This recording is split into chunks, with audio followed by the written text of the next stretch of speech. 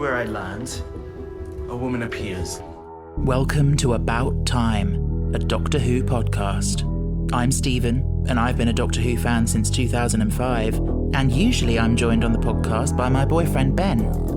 Today, however, I'm joined by special guest Aaron to discuss the 2024 episode, The Legend of Ruby Sunday. And quite frankly, it's about time.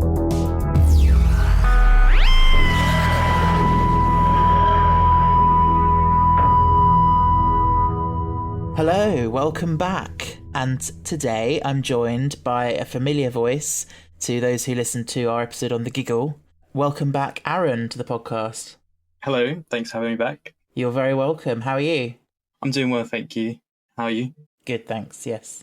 So, we're here today to talk about The Legend of Ruby Sunday. Oh, Quite it's such a good episode. About. Yeah. I mean, I just watched it for the fourth time. Oh, wow, okay. And it's definitely a part one. You know? It is, yeah, I know what you mean. I think I will say that it's definitely a part one. Yeah, no spoilers, but towards the end I will ask you to give it a rating out of 10. But I was thinking about this earlier and thinking it's very hard actually to rate it without seeing the rest of it. Yeah, that's true. We'll do our best. Yeah, next week could come and it could completely fall off and we're like, oh, well, yeah, it was good while it lasted.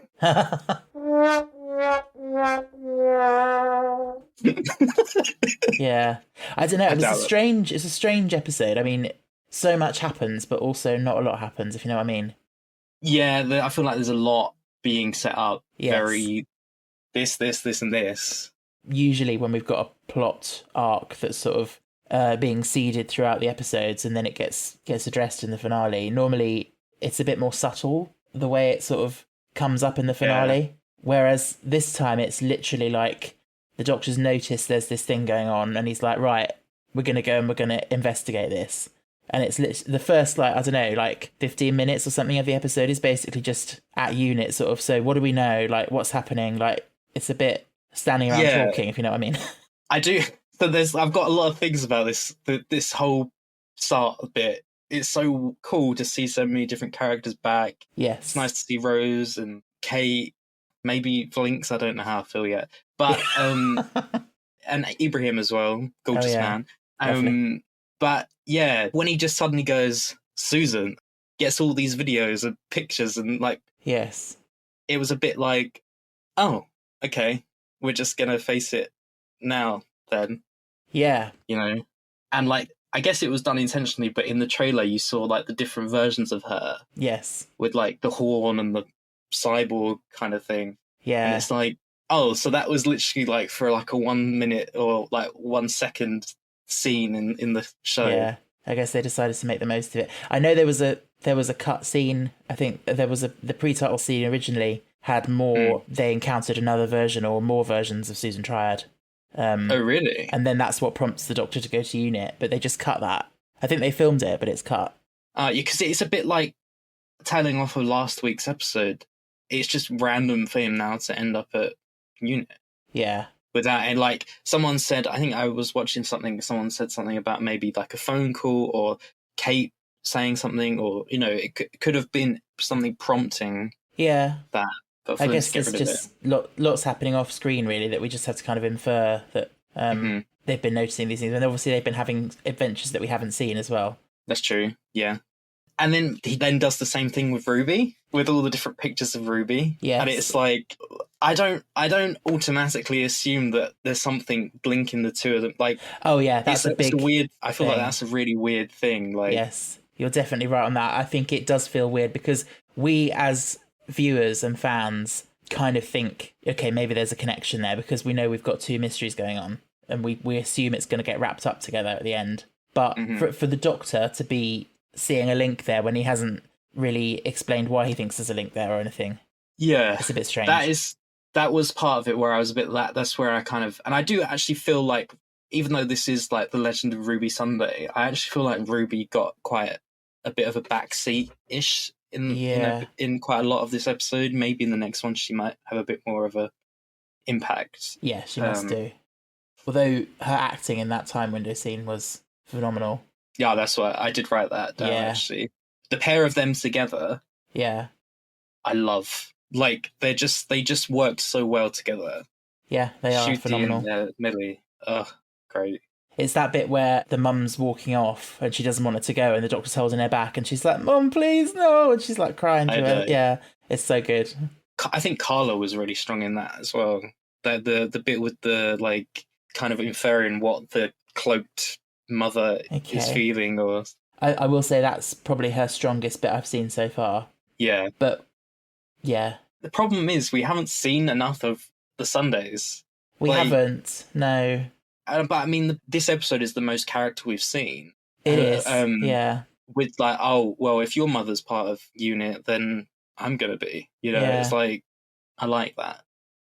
I don't know. I'm holding back because I don't want to be rude, but also I think I've said it in another episode I've recorded as well that I find the actress who plays Carla, her performance to be really flat and just. Oh really? Yeah, I don't know what it is, but every time she's on screen, I'm just like, she just sounds like she's just sitting there just reading lines. God. But it's all subjective. That's my take from it. But yeah, that's fair. Honestly, I was gonna say to you when the doctor was doing the introductions and everything, and he says, "How's your mum? How's your uncle?" Yes. I thought that was a nice little Yeah, subtle. Just If some new viewers have watched it and they haven't seen the specials or anything, they don't have to worry about it. Oh, and I did make notes. Here we go. Vlinks. I said I grew up on Sarah Jane Adventures, yes. Right? And I love Mr. Smith. I like the whole concept of like a Mr. Smith kind of thing. I don't know if Vlinks works for me yet. Yeah. I think I said that in the Giggle as well, actually. It is interesting, it's so easy for them at UNIT, like they can just have a computer scan something and give them the information. Why they have to have a sort of humanoid robot is a bit strange. The whole idea of something turning evil, I feel like it could be quite a nice, Yeah, it does seem like it could be setting up for something like that at some point. Yeah. Whether it's next week or in the future. I think it's definitely a series 2 kind of. Probably, yeah. People should know this from listening, but just to remind people that we're recording before the final episode has aired, so if we sound like idiots, that's why. Yeah. If we've got any of this correct, then we're just clever, but we've got Tales of the TARDIS coming out tonight, I think it is. Oh, yes, the Pyramids of Mars one, yeah. I will just say, it makes sense to do this. If people are curious about Sutekh and the Doctor's previous encounter, that makes sense to kind of fill people in. But in terms of casual viewers, I don't think people are going to be watching this. So the second part can't rely on knowledge of the previous one. No. So and also realistically, I don't know how they can fit in the whole memory TARDIS, and being transported to a memory TARDIS. It might just be an additional separate thing. Oh, I see what you mean, yeah. But going back to Sutekh, actually, now that you've mentioned him, obviously the voice actor is the same as the Beast from. Yes. So and then Carla's comment about the Beast. Interesting. I've seen people online say, "Well, why would she say that?" And to me, it just kind of makes sense. She's just a human. Yeah. And she sees this kind of demonic presence, so she probably it could be the devil to her, And I don't really see it any deeper than that. But I do wonder if they're gonna maybe link the two together somehow. Yeah, it's possible. Because we didn't get much. I can't really remember that episode too much, the Beast episode, with the Impossible Planet. Yeah. Well, I don't know. I mean, the Beast in that, he did have a physical form that was, we saw quite clearly, which is very different from Sutekh. So who knows? Personally, I think it's probably just they cast Gabriel Wolf because he has a very unsettling, creepy voice. Mm-hmm. Oh, yeah. Chills. Yeah. But yeah, it is perfect. And so good that he was able to come back. Yeah, I think I saw someone say he's 91, I think. Yeah, and he's still got that it's gravitas. So, yeah, it's insane. It's such a good voice. He probably came out of the womb sounding like that. Hello, mother. Can you imagine? Yeah. And then the biggest, we've all gone all over the place, but S-Triad technology. Mm. How do you feel? Because I think it's Russell just being I said I can imagine him sitting in his office or wherever, laughing kind of at all of us. Yeah. I think this whole series and this whole era so far has been Russell having a big laugh at the fans in a way. Like, yes. What can he throw in to drive us mad? And the fact that even the fact that Susan Twist was cast, and they said on Unleashed about, she was like, I'm still convinced that you just cast me for my name. Yes, exactly. Yeah. Well, and then obviously there's always a twist at the end. Exactly, yeah. I did like with the S-Triad thing though, the way that the Doctor was like so proud of himself, like, look at this, and then they were just like, yeah, obviously we've all worked that out, yeah. But then that kind of opens the thing of like, do you think they would do all of this, the continuous references to Susan? It's the most she's ever been mentioned in New Who, or like whatever we're calling this one. Yeah. And do you think that potentially that means that it could be someone we're seeing in either next week or in the season 2, or you know, even just something? I mean, I've got ideas, but I don't really know right now. Yeah, I think it could go a few ways, really. I think the fact that it's you know, she's been mentioned so heavily in this episode, it could have just been the red herring of like, oh, the Doctor thinks it could be her and is hoping it could be her, and then the reveal is that it's Sutekh, and then okay, that Susan thing gets brushed away now, and that was the you know, the tragedy of it. Or like you say, they are kind of setting it up for something. My little theory, no idea if this will happen next week. Listeners, you'll already know because you'll have seen it. But what I think would be lovely is the end of this story. Everything's back to normal. Everything's saved. Everything's fine. And this prompts the Doctor to go and visit finally Susan, and maybe we just get a little coda at the end of next week of him just going back finally, and Carol Ann Ford has a cameo, and we finally get to see that actually she's okay. She's not got some massive grudge against him for leaving her all that time. She's happy. Maybe there's a glimmer of her regenerating or something. Yes. Yeah, and then just leave it at that for now, sort of thing. Yeah, I feel like that's the direction that it's probably heading. That's really nice, actually. That's really cool. Nice. There were so many nice little subtle jokes, or some not so subtle, but some really nice jokes in the unit headquarters. The Elon Musk one. The Elon Musk one was funny. Also, the Prime Minister one was good. Yeah. We had 2 in this episode, which I thought was quite nice. 2 little nods to the Conservatives. Oh, yeah. You know, Theresa May and her like. Love that bit. Yeah. I don't know how you feel about Susan. I'm curious because I didn't think I was going to like Susan Triad from the trailers and things. I thought she was going to come off be quite, but actually she was so like, I know they said it in the episode, but she just seemed so nice. Yeah, down to earth. And when the Doctor kind of triggered her, and she kind of, you know, Lindy and all these other things, and like, I mean, Lindy's enough to trigger anyone, but her face was just, oh, she's such a good actor. She is. She's I've very not good. seen her in anything except this, I think, and the fact she's done so many different things across the board. No, I think she's excellent, actually. I remember thinking that when she was the hiker in 73 Yards. I remember just thinking, oh, she's making this part work really well, like, for what it is. Honestly, now everyone's so different. Yeah, and now getting to see the most that she's done so far, I do think, like, I think she is a likeable character, Susan Triad. I think she's completely innocent, and she's just an unfortunate victim. I still don't know, because we didn't really get an answer. Maybe next week we will, but as to why all these different versions. Yeah, no, surely that must be coming next week. Yeah. Yeah, because otherwise it'll be. Yeah. Yes. My favourite line of the whole episode, and this is when I realised, I think, because they'd done all the anagram stuff, and I was like, oh, okay, well, clearly it wouldn't be that on the nose in 5 minutes, was when Mel is with Sue and gives her the cup of tea, and she says, call me Sue Pet, everybody does. Oh, yeah. Yes. Because actually, using the word pet, it doesn't quite sound right coming out of her mouth for me. No. It sounds a little bit unnatural. So, yeah, it's a little bit, And she does say it again. She calls the Doctor Pet as well. Yeah. A little bit later or whenever.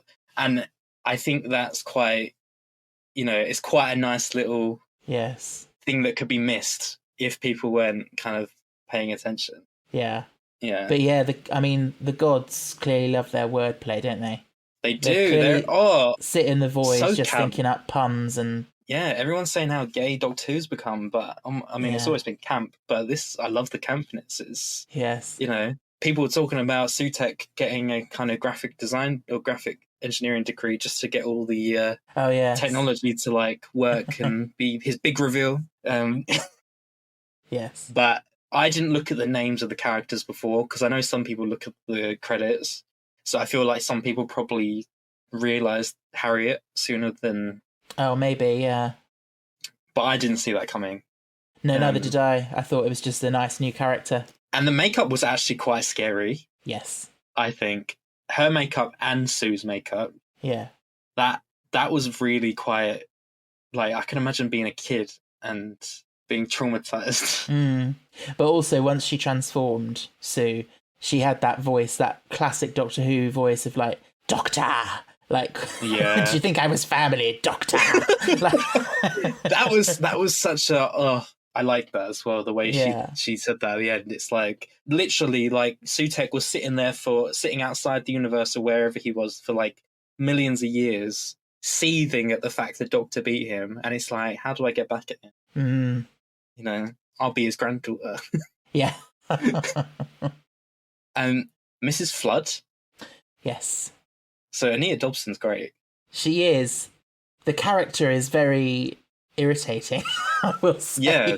The patronising voice she does. I did note where she complimented Rose and then digged at Ruby. Still and waiting I think for that growth spurt. Yeah.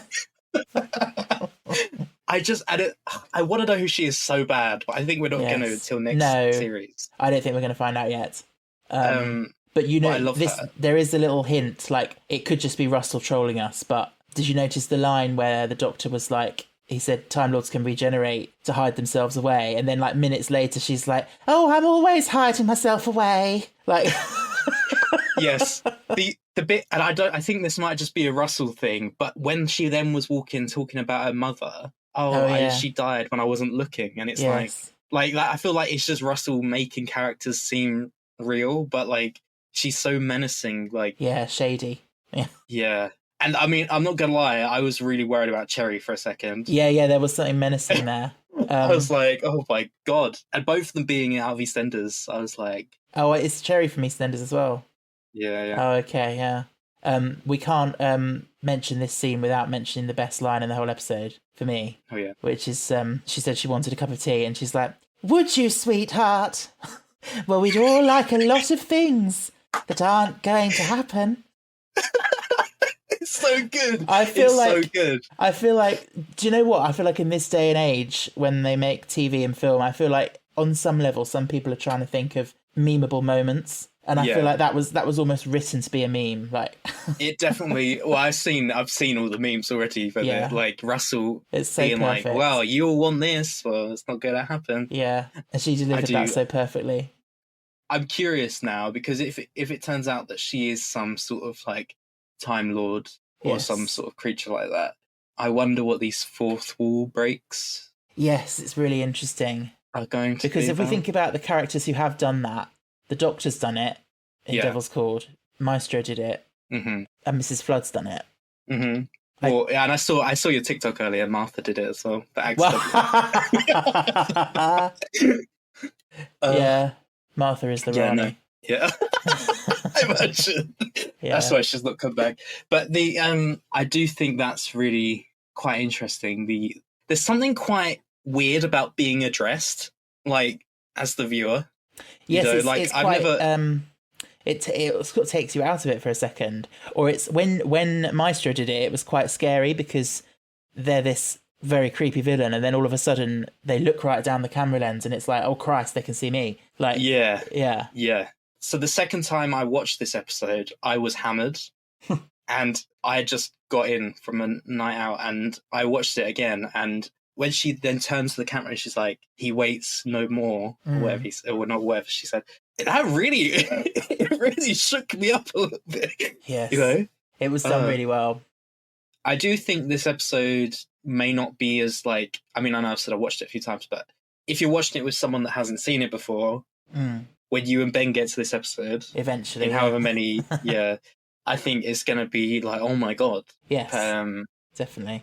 But yeah, I do think to a lot of like newer fans, myself included, not really knowing Sutek completely, it is a bit like, oh my god, who is this? Like, why? You know, it makes you want to go and like watch classic and learn more about the past. Yes. And I think for people who have absolutely no idea and have never heard of Sutek, like, I think even in this episode, it's still quite set up clearly enough. Like, Harriet says the god of gods and the god of death and everything. And you can tell by the visual of the massive dog, you know, that shit's going down. It's nice to get the list of the pantheon because everyone's kind of speculated. Yes. And, so, yeah, the Trickster is confirmed as being part of it. Trickster confirmed, yeah. I wonder if we may see more of them to come now that everything's a little bit more kind of mythical. It'd be cool to get some like updated designs for some like classic ones. Is it the Mara? I'm not really sure on its name. Is that the snake one? Yeah. Yeah, it's kind of like a weird looking snake. That could be quite cool. Do you know what's interesting though? The Trickster, it's now very firmly established that is his official name. He is known as the Trickster. But the first time he was named in the Sarah Jane Adventures, it was Alan Jackson just randomly called him, he's the Trickster, like, just out of the blue. Oh, really? As if, like, no one had ever said his name up till that point. And it's yeah. That's interesting, actually. But generally, like, if next week's good, I actually think it's been quite a solid run. I would agree, yeah. There was a few bumps in the road, maybe, like... Funnily enough, the first couple of episodes that they aired back-to-back were probably some of the weaker in the whole series. Yeah, I think it was actually quite wise to air them together. Yes. Because, I agree with what you're saying. And I actually think that if this series had been maybe 13 episodes, maybe we might have got more build-up and maybe even some more kind of gods overall. Like, maybe. And it might have flown into it a bit clearer. Because jumping, I think, from Rogue to this was quite a big... Feels like there's something missing in between, doesn't it? It does. Yeah, I do miss the slightly longer series. Hopefully we get that. We'll see, Do you think we will? I don't know, honestly. I do hope that Rogue shows up next week and just beats everyone and then kisses the Doctor. Yeah. I know there's people that agree with me. Oh, I'm sure, yeah. He doesn't have to have any plot relevance, just for him to turn up and just kiss the Doctor. That would be perfect. Exactly. Just shoot Sutek. Job done. Yeah. Weird thing, right? I feel like you might get this, but I've never... And it was when the TARDIS was crashing in the opening scene. I've never realised how much the TARDIS sounds like an elephant. But if you go back and watch that, like... But then I don't know if it always has, or if it is because, like... Imagine, like, you've got kind of, like, something on you, and you're trying to get it off of you, and you're, like, wriggling around trying to get it off you. Like, I kind of see that's why the TARDIS keeps kind of crashing into stuff. I strongly believe that, yeah. It's trying to, like, get Sutek off it. Yeah, and I think that's why it's, in the title sequence, it's ricocheting about and skidding, and there are sparks coming off it. It just, to me, it makes so much sense now, because I'd never noticed it before, but if something's kind of struggling in pain, because we don't know if it must be hurting the TARDIS, like, for it to be constantly groaning and, like... Yes. You know... Do you think it's the TARDIS trying to warn the Doctor? Maybe. That's a good point. Like, because if anyone knows the TARDIS, it's the Doctor. And it does feel like he's not really paying it much attention in that respect. Like... It feels a little bit like when you check engine lights on in your car and you're just like, oh... I'll deal with that later. Come back to that. A worry that's sort of niggling away, but yeah. The theory that there was a theory online where it was that Mrs. Flood and Susan were going to be two kind of versions of like a split TARDIS. So you know when they split the TARDIS, right? It was like one was so Mrs. Flood was going to be like the good embodiment of the TARDIS, and then Susan was the bad. And that was going to be the thing. That was just theory online. Yeah, there was a lot of theory about Susan being a TARDIS in human form. Yes, which I quite liked, but yeah. Yeah, I quite like that idea that the TARDIS is like, well, you're not paying me any attention, and also I need help, but maybe you'll help me if I'm like a person in front of you, like hello. Yes. A similar thing, yeah. But there's been so many theories across the board for this whole ending. Yeah. And I like that the way it was all designed and set up. I like that it was kind of like it threw a lot of people's theories out of the water, like within the first 5-10 minutes. Yeah, that was well done. Yeah, because it made us then think, oh, like I don't know what to think now. But yeah, you know who we haven't talked about yet? Maurice Gibbons. Morris. Yes. What do you think, Morris? He's cool. He's fun. I do like Lenny Rush. Oh, Lenny yeah. Rush is yeah. It is very strange. A lot of people have commented on the fact that Kate seems to be hiring children. Yeah. Yeah, unit just now being like child labour. Yes.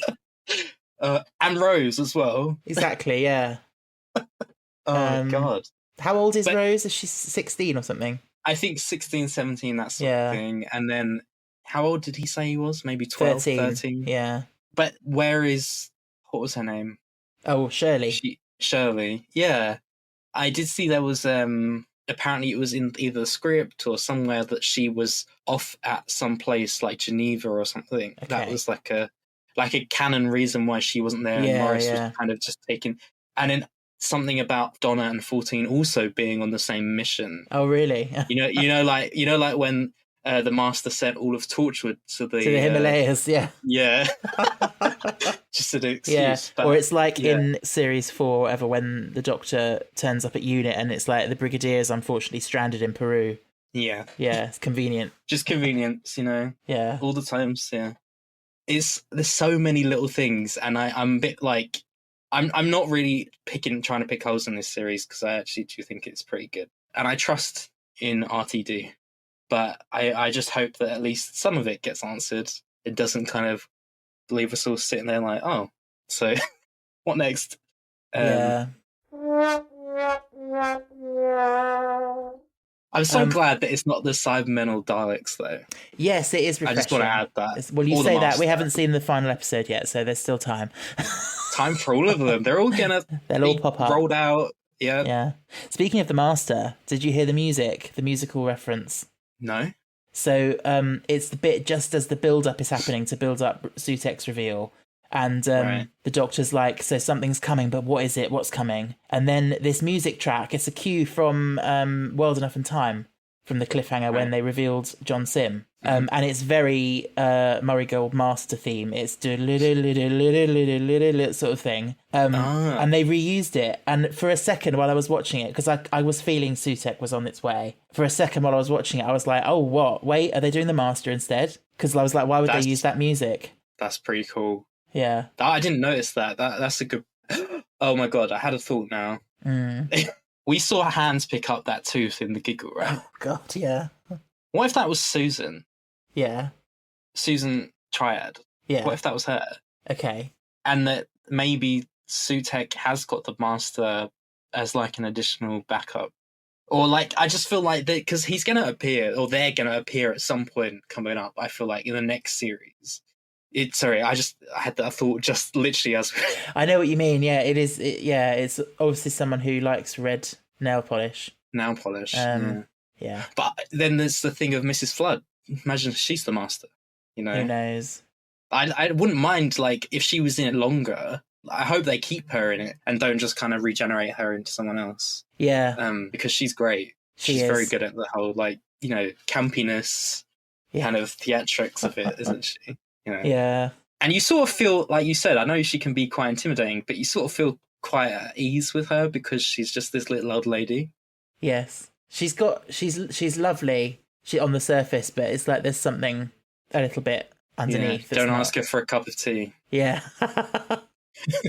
And like you said, the comment to Rose about, oh, don't you look gorgeous? And then to Ruby about still waiting for that growth spurt. I don't know. I wonder if that's like if there's a reason for that. Or is that just her being an insensitive old lady? Maybe. Yeah. Yeah, true. Yeah. Until we find out what that business about where she turned to the camera in the Christmas special and said, never seen a TARDIS before, I will be just waiting to find that out. I just want to add, that is a great line. But like, to keep people on the edge of their seat. Yes. Like, Russell, this might be too extreme for your podcast, but I apologise. Russell is edging us beyond belief.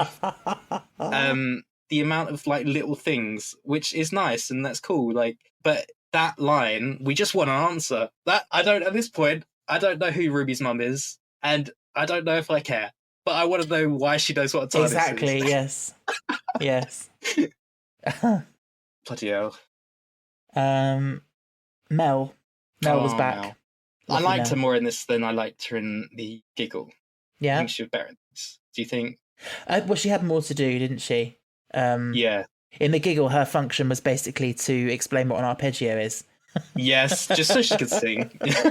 Whereas, this, she had a nice role being undercover and everything. I like that. I thought that was and quite the media cool. thing really suited her. Like, she looks like someone who's been in the media. It was very Sarah Jane. Yes. You know, undercover journalist. Yes. The bit I did like, actually, with her and the Doctor, the way she snaps him out of his little, like, moment. Like, I think that just shows that his companions are important to him. And they kind of are, like, they know him, right? And he knows them and, you know, their family, and you kind of need family at a time like that, you know. Yes. I imagine it's quite a lot, and I imagine it's quite trauma-inducing, especially for the Doctor, like, finding out you're an orphan and, like, all this other things, and then family that you thought was there is completely gone. So I feel like there's a lot more in that than him kind of just having thrown a bit of, like, a fit. Oh, he's annoyed. Yeah. And I mean, no wonder you would cry, I think. Yeah. But she says, stop grizzling and fix it. Yes. And I thought that was good. Yeah. It is nice bringing Mel back, that, you know, it's sort of giving justice to her character in a way, like giving her stuff to do that she wouldn't have had to do in the 80s. I think that's right. Because when I watched Pyramids of Mars, and I know that's Sarah Jane, but I find that a lot of them are quite hard to watch, like the companions in that period. Like, they're all very much there to scream or run, or, like, you know, like you said with Mel. It's nice for the old companions to come back in and get a bit more of a deserved kind of, like, respect and kind of showing of their abilities. Yeah. Anyone you expect to come back next after Mel? I don't know. Might be nice to see what Russell did with Ace. Yeah, I can imagine. Ace is great, so I think, I would like to see her back. I feel like she would have a lot of good kind of play off with Shooty, I feel like. Yeah. I did laugh at the mentions of Davina McCall. Like that was random, wasn't it? She just mentioned that they tried her, and then suddenly everyone's like, "Oh, what's she like? Is she nice?" And it's just, it's very normal. Like, I think that's what he does right. He does very normal. Yeah, but I loved how Morris was like, you could see on his face, he was like, "Can we get back to the point?" Like, yeah, everyone's talking about Davina. Yeah, and actually, Kate. I actually really liked Kate this episode. She's so bossy. Oh my god! I know that's her job, but, like, the way she snaps at Ruby all the time. Oh my god! Yeah, when she said, "You don't question, you move." Yeah, so many times, and she's so on it. The look she gives the Doctor after Chidozi dies, is excellent, because literally one of the scenes before it, saying you bring joy. You bring joy. Yeah, and it's like Kate does still mean that. Yes. But equally, that's the fundamental thing of the Doctor, isn't it? It's both are true. He brings joy, but he brings death. Exactly. Yeah. And I think a lot of people thought maybe it's just me, but with this new kind of thing, maybe we weren't going to get as much death, but obviously we kind of need death within the show. But I realised there hasn't been as much as there maybe once was, of people sacrificing themselves in the name of the Doctor, or, like... Yes, you know, I know what you mean. So it was, I think, seeing this death was quite a shock, actually, because we hadn't had much of it. Yes, you're right. Also, can we talk about the whole scene where Kate was asking the Doctor about Susan, his granddaughter? Because I just thought it was really interesting. Like, the fact that she didn't know he had a granddaughter. Yeah. But also, I can't get my head around this whole thing about, you know, I haven't had children yet. Yes, I don't understand. So does that mean that William Hartnell went back and met his future granddaughter and took her back with him and travelled with, like, that's kind of how that, in my head, how it alludes. But I just feel it contradicts, like, things that the Doctor's mentioned several times about having been a parent. And I don't know if this is them trying to, like, figure it out, because, Yeah. you know, the Doctor has been so kind of asexual for a long time, but has children and has grandchildren Yeah. and a wife, you know, Yeah. and love interests But I elsewhere. mean, I remember in The Doctor's Daughter, he literally says to Donna, "I've been a father before, a long time ago, and I've lost all that." Yeah, Things like which that. kind of makes it seem like he lost his children maybe during the Time War or something. Yeah, or when he left Gallifrey or whatever. But You would think that with like an older presenting Doctor, yeah, he's probably had all that for a long time. So I don't know. yeah, It's very weird. I mean, it's the second time. I think it's the second time recently we've had some sort of line like that from Ncuti. It's like the Bi-Generation and the 14th Doctor doing his healing. It's like they make this comment about Time Lords doing things out of order. Yes, yeah, like rehab out of order, and it's like, yeah. So I do wonder, maybe this is the case, and I know there's stuff about Ruby being like a child of the Doctor. I actually had an idea the other day. You know that old plot that was never used for the original Rose, run? Yeah, the perfect companion. Yeah, and I don't think it's like the Doctor grew them, but maybe it could still be like a child that they didn't know about, or, you know, even if next week it turns out that's River. Like, imagine River dropping off the baby. Like, I think all those theories are bonkers. They are, but that's what I think's so cool, is that it's so broad that there is so much scope for theory. Yeah. If I had to make you choose right now, who do you think is that hooded figure? Oh, I don't know. That's so hard. Yeah. Part of my heart wants it to be. I do like the River theory, because I'd love her to come back, but I just think it also could be Trickster. I'm going to stick by it. Okay. I know that's not likely now that he's been name dropped and everything, but I just got this theory that, like, Carla saw her crying and commentating all of this, but then in actuality, it's going to turn out to be that the Trickster was laughing as he was walking away. Oh, gosh, yes, that could be cool. It could be quite, like, in a time of, like, that high emotion, having something that contrasts it so much. That's a really cool idea, actually. Yeah.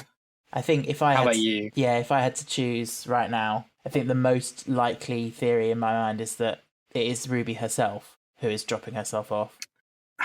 I think, yes, I do think this is the most realistic answer. Yeah. Because of her shoes. Oh, I feel like, okay. And like the whole pointing, and it makes sense, like, maybe Ruby knows, like, maybe that's what happens in this time window. She goes back, has to drop off herself. Yes. But in that case, where did she come from? But I do think it's quite a solid theory, because that's the sort of thing they would do. I swear we've had companions go back into their own timelines so frequently now. Yeah. This is got nothing to do with this episode, but just Ncuti and Millie. What alien do you want to see them go up against? I mean, I'm going to be a basic bitch and say the Daleks. Like, every Doctor has to face the Daleks. I really want a redesign. Like, not super crazy redesign, but just like an update. Like a nice, like, lick of paint or something. Like, yes, that's the thing. You've got to be they've got to get it so right. Like, and they've tried. They've tried to update them, and they've never quite got it right since the 2005 one. I just want an Ood. An Ood, yes. They're so versatile. The Ood, they can be used in so many ways. They're just they're always there, and they're just such a. I'm so pleased they've become like a staple to Doctor Who as well. Yeah. Maybe in a year's time when we're sitting here talking about the Vlinks taking over Unit HQ, we'll know all the answers to everything. Exactly. By then, hopefully. So we've touched a little bit on the whole time window scene. I really liked the visuals of the VHS sort of environment. Mm-hmm. I thought that was done really well. It was really done well. And like if you watched Unleashed, you saw that they didn't use green screen. They literally just used massive screens. It was really cool how they did it. Everything. I feel like it's been quite ambitious shooting a lot of this series. Yes. Like experimenting with things, and it does feel quite like futuristic actually. Like to have I will say in some scenes it does look a bit like just a projection, which I understand that is kind of what it is, but yeah, it's quite a unique way of putting time travel without them actually getting in the TARDIS. Yeah. Yeah. and having other people witness it as well without all traveling. Yeah. I think it was done really nicely. It was kind of like a Christmas Carol type thing of like, they're ghosts watching and they can't be seen, but yeah. I do wonder, like you saying that actually, Christmas, what if we don't find out next week and this does get dragged into the Christmas special? The only reason I would say no to that is because Stephen Moffat's written the Christmas special, and I feel like Russell would want to be overseeing that if it was something to do with that. For me, my guess would be that the Christmas special is going to be entirely standalone and not really relevant to anything. Okay, that does make sense, actually. I just thought Christmas and Christmas, it kind of bookends. I know, I get what you mean, yeah. But I have loved the snow, and I do think I do like when they're both stood in there and the Doctor's talking to Ruby, and then Morris is, and it starts snowing, and they're like, my God, or something. And then Morris is like, I haven't even turned it on yet. Yeah. Yeah. Oh, that scene when it all shatters. Yeah. I like the Doctor obviously looking after Ruby. Yeah. Everyone flinched except Ibrahim. Oh. He stood there just sort of like ready to sort of take it. Well. You know?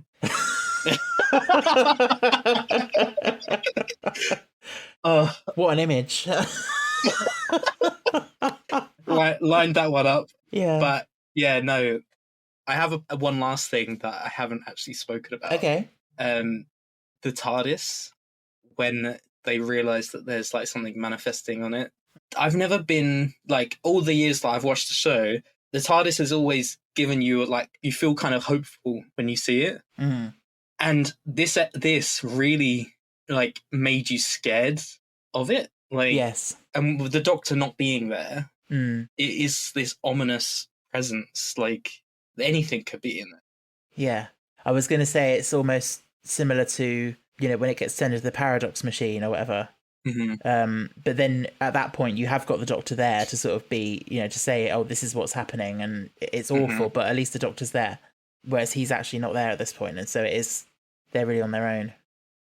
Did you notice as well on the TARDIS, the last few weeks, like the paint has been kind of messed up around the top because it had, I don't know if it's just this little thing I noticed or if maybe I'm making it up, but it just feels like there's something not right with the top of it. Oh. And it kind of makes sense if there's something sitting on top of it. Yeah, I haven't noticed that, to be honest, but that sounds interesting. Yeah. Just like, it just looks like scuffs and kind of just general like wear and tear like it used to have. Yes, okay, yeah, that makes sense. I just feel like, I know I keep coming back to it, but I just want to know why there's so many of these things all kind of, we're so close to Saturday. I know. The edging will soon reach its climax. Oh no, I thought of an episode title, but I can't say it. You have to. You have to now. It's called The Legend of Ruby Sunday. Yeah. Oh. I think my brain's gone there, yeah. Oh, feel free to do that, but I actually might die if you do that. Yeah. Oh, so funny. But like, yeah. I also just made a note about one of the gods that Harriet mentions was the threefold deity of malice, mischief, and misery. And I was wondering if there's any connection there to that being a triad, being three of them. Interesting. Susan triad, I don't know. Probably nothing. And then again, even then, it's like, and the pyramid kind of aspect of it. That's never registered in my brain. Oh, you know? God, yes, yes. Okay, yeah, haven't thought of that. Like, literally, he's been sitting there, like, laughing at us all. Yeah. Do you know, now it's come out that it is Sutek, it seems so screamingly obvious, like, in so many ways. But it's like all of them, like, all those things, like Bad Wolf and Vote Saxon and... But even the fact that we've known for months now that the episode was going to be called Empire of Death, like, and Sutek is the god of death, he brings his gift of death, like, it just seems so obvious. Mm-hmm. Yeah, and the whole thing with the artwork for the series with those multicoloured lines coming from the centre. Literally. Echoing. It's so... Yeah. I'm just so excited. It's the first time in a long time when I've gone, yes, Doctor Who's on today. Or like counting down the days to watch Doctor Who, you know? I know, yeah. It is fun to be back in that place. So have you got any predictions you want to make about the next episode? Okay, so this thing, right? I think you're correct. So Ruby's in the time window. It's all going crazy. She's gonna then, I don't know, maybe be thrown back in time, or something's gonna happen. Yeah, maybe you're right, and that is her doing that, or maybe she does get to see who it is. Very kind of like Father's Day, kind of like standing in the distance. Oh yeah, 73 yards away. And then Doctor, I don't know what he's gonna do, because I think Ruby is the key to the to defeating him. I know there's theories that Ruby is linked to some sort of god of birth, which obviously kind of is the best kind of answer for death. Oh yes. And there were theories about how like snow and sand, kind of two ends of a spectrum. So yeah, that would be quite an interesting route for it to go down. But yeah, I'm intrigued. Have you got any ideas? What? It's so hard, isn't it? So hard. It is. To say. I have no idea. It's just there's so much, and we don't know how much of it is actually going to be resolved this series or not.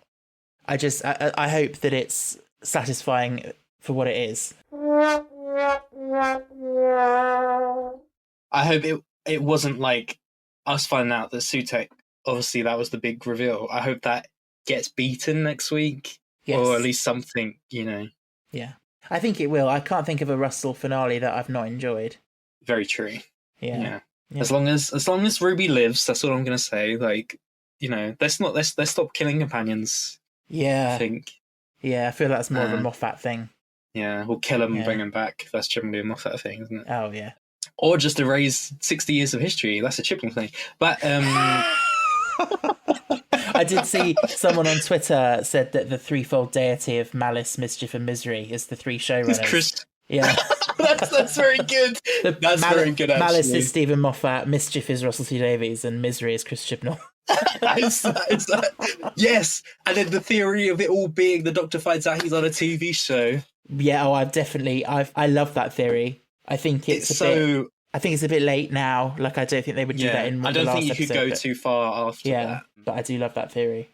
Do you think all the little like 7-8-year-olds that are watching it today, like now, saw Susan Twist neck crack, and that's going to be with them for the rest of their life? I mean, maybe. Yeah, I'll be honest. I don't know if like 7 and 8-year-olds are watching it right now. I wonder if it's more our generation. Just us. Yeah, because like, as you know, I work with kids, and like if ever I mention Doctor Who, they're like, it goes over their heads. They're like, what? Or they're like, I think I've seen one episode once, and they're like, yeah. It's not like it was in like 2005, 2006. Yeah. Daleks everywhere. That is really shops. Yeah. There's more now than there was in the last few years, I will say. Yeah. Which is nice to see, actually. Yeah. But yeah, no, it's been very good, and for all the people saying kind of a lot of negative things overall. Yeah. There's definitely been a lot worse series of Doctor Who. Oh yeah, 100%. So as usual, when I do these episodes, I put out on social media to listeners for them to let me know what they thought of this episode. And Louis says, enjoyable, very enjoyable, but the real test will be how it all comes together next episode. It's very true. Yeah. That is literally like, yeah. But I feel like that's always, isn't it? Doctor Who two-parters. Yeah, I think some more than others, but this one definitely. We need to see how it concludes. Yeah. Next week we might be saying, I wish we didn't find that. But I think we could be optimistic here. Like, we're not going to get screwed over. I wouldn't say. No. No. Jack says, one-time viewing experience, can't recreate that feeling at the end when you watch again, which is very true. Mm-hmm. It is one of those episodes. I felt like that about 73 Yards as well. It was like, you go into that and your expectations are one thing, and they're going to be totally shifted. You're never going to get that back again. Episode. Yeah. Yeah, I will say, obviously, drink responsibly. But if you do drink alcohol or like whatever, do maybe give it a shot when you've had a few, because just it's creepy as hell. Oh. When you had one too many, being addressed by Anita Dobson on a Saturday night is not really, you don't expect it. Yeah. You're like, me? What? Yeah. But you say drink responsibly, and Anita Dobson says, we'd all like a lot of things that are not going to happen. Oh, I need that. I need to clip that. I need to put it on. Paul also got in touch and said the best cliffhanger in a long time. A week is just too long to wait. I fully agree. Yeah. Yeah, I think everyone's in the same boat, really. Everyone's just waiting with bated breath. I'm so pleased that they didn't do, like how when Doctor Who started to go America and then they tried to build the series a little bit more American, like the way in which it aired. Right. Like with Matt Smith, that kind of like the airing in different seasons. I'm glad this didn't go up as one series on like to a streaming service, because I think if it had, I don't think this would have had the oomph that it. I mean, I think it would have got a good reception, but it would have died out by now. Yeah, I wonder if Disney may have suggested that, but I'm sure Russell would have said no to that because he wants to build the week by week discussion. Exactly. Yeah, you need that. Doctor Who thrives off of the fans and the theories and just like the general response. Like, look at us, like we are sitting here on a Wednesday night as of the day we're recording and like completely like can't wait until it's Saturday. Yeah. To find out. It's going to be great. It is. It better be. Mm-hmm. So we're coming towards the end. We're not allowed to do the song. No song. It's trademarked, isn't it? It is trademarked, yeah. But I want to welcome our newest patron, who's called Matt. Thank you so much, Matt. Ben and I are so grateful that you've joined. And you join the ranks of... Maybe I'll do a Anita Dobson voice for this one. Yes, do it!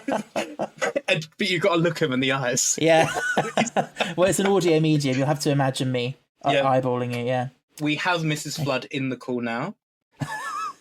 Louisa, Philip, Northerly, Jason, Joe, Tom, Louis, Michael, Ferna, Heather, Benny, Caleb, Monica, Amber, Jess, Kaylee, Kieran, Jay, Owen, Natalie, Imogen, Sarah, Aaron, and Jake. And I can't think of a witty punchline to finish that off. Well done. That's all I've got to say. Yeah. Okay, thanks, Anita. You can go home now. But yeah. But no, are we going to go with that title, do you think? Or is that too extreme for social media? I think, I don't know, I'll have a think about it. Why me? I could do something funny and call it like episode title redacted. And then like when we get to that bit in the episode, people will know. Yeah. But yes. Anywho. So those are our lovely patrons. We are so, so grateful for your support, honestly. And listeners, if you'd like to join them, you know where you can find the information. It's all in the link tree on our show notes, or on the link tree in our show notes, whichever way around that was supposed to be. Aaron, thank you so much for joining me. Thank you so much for having me. It has. It's been excellent. It's been lovely to be back. And I look forward to doing it again, hopefully, sometime. Yeah. I feel like you're a pro at this stuff, like with your streaming. Like you're very good at sort of talking about things. Unlike me, I'm terrible at talking about things. I never shut up. I just waffle and I'm like, my brain is constantly going, oh, shut up, you're talking rubbish. I mean, to be fair, we've done well. I thought I would have like jawed your ear off a lot longer than we have. So we got through it. Well, and, you're welcome to come back on any time and chew my ear off whenever. I appreciate it. That's an offer at cut reviews. Yeah. Next week, listeners, I will be back to discuss the final episode of the series with some more guests. Until then, stay cool, stay safe, stay fantastic. Woo!